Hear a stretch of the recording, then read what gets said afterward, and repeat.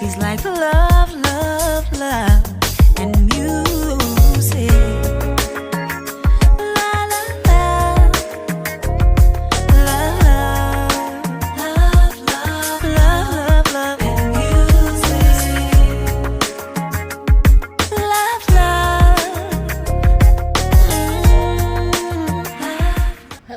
love. Hello, everyone. Thank you for tuning in. What's up?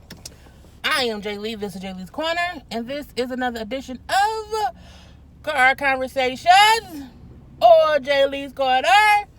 Okay, I hope everybody's having a great Friday. I'm so happy that it's Friday. Okay, I will be live on my YouTube channel tonight at 10 p.m. Eastern Standard Time as usual, so please be sure to get your questions together. Okay, if you have not done so already, please take a moment to subscribe to my channel and become a whole Jaybird. Hey Jaybirds. I can't look because I'm driving. And don't forget to like this video, comments, share the video, and all that good stuff, and to also hit that notification bell because it lets you know when I have new content available. So this is going to be a mixture video of a couple of different things that I'm trying to remember what I want to talk about. I know I wanted to do the whole recap of Married at First Sight. Tamar Braxton did a whole new video about the whole Iyanla situation, the molestation situation, and the family member who told Iyanla about it. Also, Tommie ass got arrested again less than 48 hours after she was arrested the first time, which is crazy. So, I'll start with Married at First Sight. I did not review the last 2 episodes, I think it was, because the season was boring. It was very boring to me. That was my first time watching that particular series of that show. I don't know if I'll do the show again because it was boring. I think like a new version of it or a different version of it comes on soon. I'll watch it and see how it goes. I can't make any promises. And I felt like the last episode that I did watch, it was 2 hours long, and I'm like, y'all have a hard time getting through 1 hour of regular shit. So how are y'all gonna take 2 hours for some non-regular shit? It was just confusing to me. So I did watch it. I fast forwarded through a whole bunch of it and got to the end of it because I didn't care about the middle parts. I feel like, I forgot I need the gas. I'll stop and get it when I get off work. When I get off work, I have to tell myself that because it makes me remember to go get gas when you get off work. But yeah, so let's start with Bobby and Danielle. They stayed together. I don't think that's surprising. I think everyone knew that was going to happen. The one thing that was cute was that he actually proposed to her with a whole new ring and told her how much he was in love with her, and she, told him that she finally did say that she loved him. So that's a good thing, and they're both happy. But my thing with her is she enjoys being married to him. Her whole thing is he does so much for me. He helps me so much. He's a wife. He's a wife, he basically gets up, makes coffee, he cooks the food, he keeps the house clean, he takes care of the dog. And not to put labels on what a man and woman does, but typically, no tea, no shade, usually the wife does make the food. Usually the wife will get up and make the husband stuff. And it's not to say that a husband can't do the same for his wife, but she doesn't do it. Only he do it. He's the equivalent of he's a house husband. It is what it is. So she likes the convenience of him making her lunches, making sure when she gets home the dinner is prepared, making sure the dogs are taken care of, making sure that she gets coffee and breakfast in the morning. So it's convenient for her. I feel like if he wasn't doing all of that, would she be happy? Because he's happy even though all she probably do is fuck him. Let's be honest. And she's pretty. So, it is what it is. They still have not had an argument, if you say so. People say that the reunion catch up or whatever, kind of will show other stuff, and I'll watch that and see how it goes. But yeah, so for me, their relationship, their marriage has not been tested. Their relationship has not been tested. If you are with somebody for 8 weeks and y'all don't have not one argument, y'all married, y'all avoiding the shit, and that's what I don't like. They are avoiding having an argument, and when they finally have one, hopefully he don't cut her ass up and put her in the refrigerator like that damn duck. And, even though he did bring up how it's frustrating, or got frustrating for him to have to deal with going from having one dog to consistently having multiple dogs in the house, because she's a rescue dog person or whatnot. And she then said, like, I don't know what I would do if he would, like, make me not want to do my passion. Well, bitch, why can't your passion? I mean, I get that's her passion, but at the same time, you can't inconvenience somebody else. You should have married somebody who was also a dog rescuer, is what I'm saying it could have been.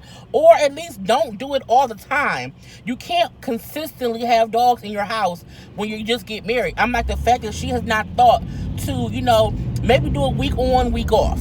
Okay, give him a break, because it's not, you ain't taking care of the dogs, bitch, at all. He is. So that part frustrated me, and that's what I'm going to say about them. But they stayed together. He got a nice little diamond ring. It was cute. Amber and Dave, surprisingly, they stayed together. I thought for sure Dave was not going to want to be with Amber, because Amber, let's be honest, she's very insecure, basically because of her hair, which is kind of crazy to me, because girl, just fuck hair color, who cares? And, he said how he just wanted more time to, be with her, whatever. And to me, with Bobby and Danielle, they both like, we want to be together forever, or as long as we can be together. But I feel like with Dave and Amber wants to be with Dave, and it's fine. But Dave, like, I like you, and I want to be with you. I want to see where this goes, okay? And I'm like, well, I guess that's the way to do it. You don't have to end it soon. You can wait, you know what I'm saying, or whatever. So that part did surprise me. I thought for sure Dave was gonna, like, piece of her ass, but he did not. Kudos to him for trying to make his marriage work with that crazy lady, but it is what it is. And then, of course, Mia and Tristan surprisingly also chose to stay together, but it don't matter, because it was released in the news that they actually got a divorce. One of them filed for divorce, okay? So we have to wait, I guess, until the reunion special again to find out what happened with that, because they both was all smiley, like, oh yeah, I want to be together, I want to be with you forever, you know what I'm saying, I don't want to give up, I want to work this out with you, blah, blah, blah. And I'm like, okay, if you say so. I don't like Tristan. Even though Mia had the whole thing with the arrest in the beginning and the line about the stalking her ex-boyfriend or whatever, I still feel like Tristan ain't shit more than she ain't shit. I feel like Tristan is undercover ain't shit, and we just waiting to figure out what ain't shit he about. You know what I'm saying? He did put her out. He kept on acting like he did not put her out. He keep acting like, oh, she left. No, bitch, you packed my stuff and you put me out. So, again, but they chose to be happy and smiling in each other's faces and how they want to work it out. And so, again, we have to wait to the reunion to see what actually happened, because it was in the news that they filed for divorce. And that's all that it is about that. So, there is your Married at First Sight review, the ending of it. Tamar Braxton. Tamar did a radio interview for, I think it was 97.9. I don't know how I remember all this. 97.9, The Box, in Houston, because we know she's on tour with Snoop Dogg. They're doing some kind of play, Revenge of the Dog, or something about a dog who, like, comes to Jesus and gets better. He's no longer a dog or whatever. I don't know. Something that she's in the play that's her and Snoop Dogg, and a couple other, I think Demetri McKinney in it too. Anyway, she was doing an interview on the radio, and of course they asked her, they brought up the whole Iyanla situation, the Braxtons, they brought up all that stuff. So, and again, I'm not talking about Tamar and the aspect of her molestation. That's neither here nor there. That's not nothing to do with what I'm saying. My issue with Tamar is she was on that show, okay? She was talking, and she kept saying, when they asked her about what happened between her and Iyanla, and why she walked out, and, this happened and that happened, and how did this and this and this and this. And you see my damn blinker? Don't play with me. I will run your ass over. Thank you. So, they was asking her, like, how did Iyanla find out? So, Tamar says that she never told anyone in her family that she was molested when she was around 6 or 7 years old. And she said, of course it happened, not of course, but she said that it happened by people on both sides of her family, on her mother's side and on her father's side. Again, when she was around 6 or 7, she said she did not tell anyone. She said back then, she, because she was so young, and this is honestly true, and again, I told you, I was molested as well, so I can speak from a place of no. So, and I mean, K-N-O-W, not N-O. But she says how she assumed then, because she was so young, that was just a part of life. She did not understand that it was molestation and it was wrong. And that does happen with kids, because as a kid, you don't know if that's wrong unless someone's told you already. So that's one thing. So she said when Iyanla brought it up on camera, on the show, she felt, what did she say? She felt like, not ambushed, but like she was shocked, because again, she said nobody had talked to her about that being discussed on the show, and she said that she never knew anyone in her family knew. She said that she did tell Vince while they were married, but she had never had that conversation with anyone in her family. So again, she did not know that her family knew. My issue comes in with Tamar is that on the interview, she kept on saying how she blamed Iyanla for bringing it up, because Iyanla was the captain of the ship and Iyanla had control, and why would she bring it up on camera? And I feel like, well, Tamar, if your fucking family hadn't told her the shit, she wouldn't have brought it up. And that's what pissed me off about Tamar in the interview. You know, when they asked her, like, well, you not mad, your family told her that, like, how you not upset with them? Well, I don't think they had any malicious intent. But you think Iyanla did? I'm like, if your family told the host of the show, y'all, well, no, if your family told Iyanla, they told her to bring it up. You can't get mad that she brought it up. And again, you know Iyanla brings that stuff up, because her issue, I felt like when they told her that, they probably told her that in the way of saying, this is why Tamar acts the way she acts, because she went through this. Okay? And so they wanted it to be brought up in some kind of way. It does not mean that Iyanla had malicious intent. And my issue was when she kept saying, like, well, no, I blame her. And then she also, she also couldn't say Iyanla's name. And she's like, why can't I say her name? I should be able to say her name. Why can't I say her name? Because she's suing you, bitch. Because you went around saying how she was manipulative and how she was a liar and how, you know, she was exploiting you or whatever. And I don't believe she was doing that at all. If anything, whichever family member told her that did that to you. Because they told her that knowing she would bring it up. Okay? And that's the point blank to the period. And when she said, like, well, no one talked to me about it. Again, your issue should be with your family. Okay, not with Iyanla. And especially when you come in there to get down into stuff. Now, the stuff did not air with them talking about it.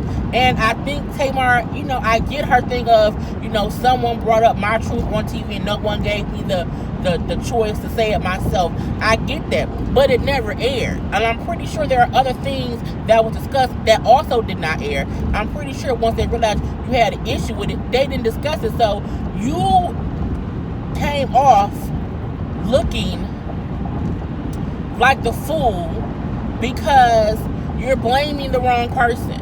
It's not Iyanla's fault that your family told a secret that you ain't know they knew. Like, that's not Iyanla's fault at all. So it's not to say that she don't have the right to be upset, because she has the right to be upset.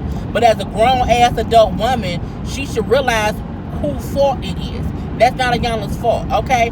And Iyanla, you've watched her show before, she brings that stuff up all the time. So that part pissed me off about Tamar, okay? Just point blank to the period.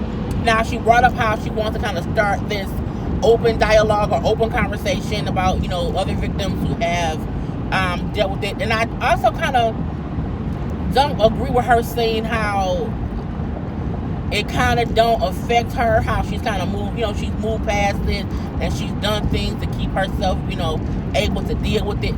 I feel like Tamar in some ways are still holding on to it and has not fully healed from it. And that's why she up here blaming Iyanla and not her own family.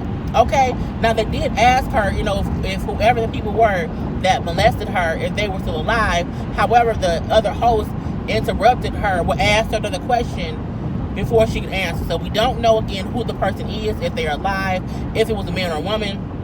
She didn't discuss anything about the people who did that to her.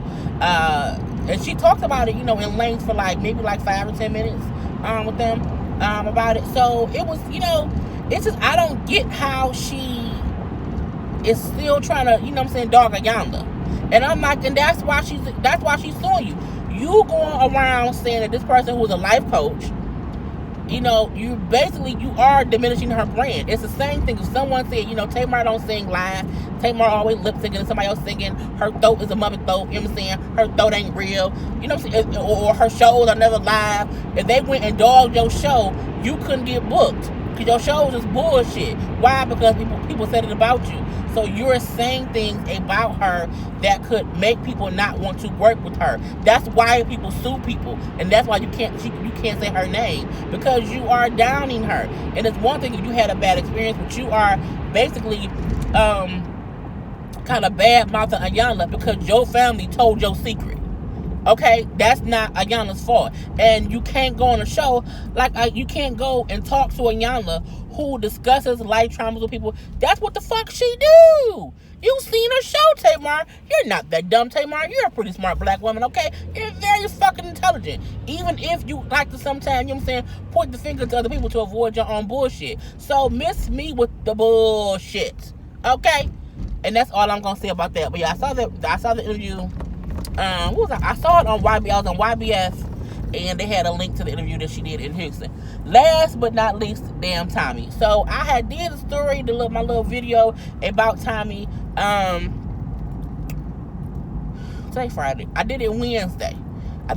When I got home, and I was gonna upload it on Thursday. The news of her being arrested came out early on Wednesday. So I'm like, I did my video late on Wednesday, but hell, come Thursday, her ass was arrested again. I'm like, what the fuck? So on my video, people were like, you know, she's already in jail, and I'm like, well, I know I did this video yesterday, and she got rearrested since I did my video. So Tommie is in jail now again. Okay, she was arrested the first time for slamming her daughter's head into a locker. And I saw people say, well, sometimes a parent will go up to school and, you know what I'm saying, whoop their kid for doing something wrong. But you do not intentionally slam your child's head into the locker. That's different. What she did was completely different, okay? We cannot act like what she did was normal parent discipline behavior. Even if you whoop your kids, or if you go take their ass home and do it in private, but you do not push your middle school daughter's head into a locker, okay, and like punch her in the face. You can't. That's abuse. That is the definition of abuse, bitch. What the hell? So that is what she was in jail for initially. So when she got out, a part of her bond was to not have any contact with said daughter. And what did she do after she got out of jail finally? Within a couple hours, she was contacting the daughter. Consistently contacting the daughter. So that violated her probation, her bonds. And so they arrested her ass again. And when they went to her house to arrest her, she would not come out. So the police had to force their way in, and she was hiding in the attic. She was hiding in her attic from the police because she violated her bond. I'm telling y'all, something is mentally wrong with Tommie. Okay? Mentally wrong. I mean, she needs some mental help. She needs some rehab. Tommie always is getting into this shit that she's always getting into. And I'm not going to say it does not make sense. It makes sense in the aspect of she needs some damn help. Some professional help, okay? Because when you are abusing your kid at the school, and then after the fact you cannot understand to not contact them, just to make things okay. Even if you want to say sorry, you can't say sorry right now, okay? Because it's against your bond, bitch. Leave it be. And the crazy part is, whoever told the police that she was contacting the daughter means the daughter did not want to be contacted. Give her some room to breathe, bitch. You just knocked her head into the locker at school. She's embarrassed. Let her be for a day or two. Let it heal a little bit before you reach out to her. But no, Tommie couldn't do that right, okay? And so now her ass is in jail. And the killing part is, you know, she was out on bail. So the reason she is still in jail currently is what she was as of last night. So who knows what the hell did happen since then, because things change every day. She's being held with no bond this time, no bail this time, because she violated the damn shit the first damn time. Again, Tommie needs help, okay? That's what I said. Mona, do not have her back on Love and Hip Hop. Get her some help. She don't need to be on reality show, not right now, because she keeps getting arrested. Who gets arrested twice within 48 hours regarding the same kind of crime. And let's not forget, she already went to jail before for some bullshit a couple weeks ago. So she keeps going back to jail. Who wants to keep going back to jail? Not I said the goddamn cat. Who, me? Not I said the goddamn owl either. So, I mean, I'm praying that she kind of gets the help she needs and that whoever is around her, just helps her get her church shit together. And that's all that I have because I'm almost at work. I had to stop quick, y'all. I will see all of y'all tonight on my live. I will review Growing Up Hip Hop as well. I'll probably have that up before I go live. So yeah, get your questions together. I will see y'all at 10 p.m. tonight on my YouTube. And other than that, have a great Friday, y'all. Peace. It's like love, love, love, and music.